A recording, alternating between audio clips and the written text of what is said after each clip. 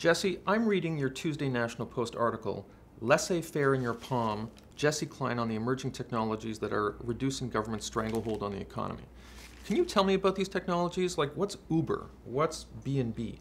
Sure. I talk about three different websites, smartphone apps. One is Uber, and another one called Lyft. These are ride-sharing services. So instead of hailing a taxi, you can pull out your smartphone.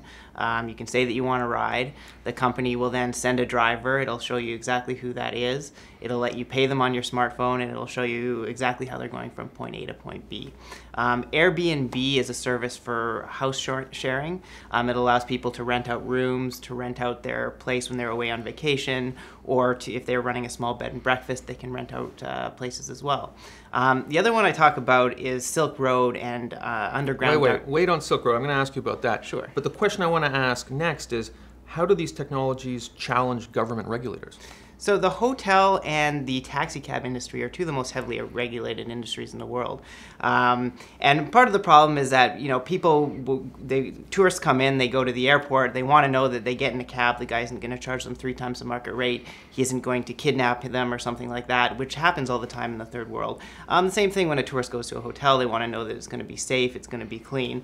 So we have all these government regulations surrounding these things. What these apps do is they self-regulate. So the companies ensure that the people who are driving the cars meet a certain standard, that they have insurance, the cars meet a certain standard, they set a default rate. Wait, let's get to the bottom line. Are you guaranteeing that if I use Uber, the guy who picks me up isn't going to be some dirtbag?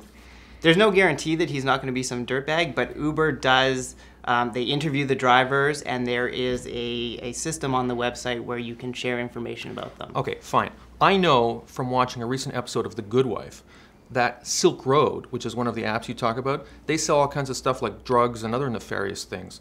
As a libertarian, do you really approve of using this technology for illicit, possibly criminal activities? Yeah, I have no problem with it. You're kind of a badass, aren't you, Jesse? A little bit, yeah. Okay, yeah.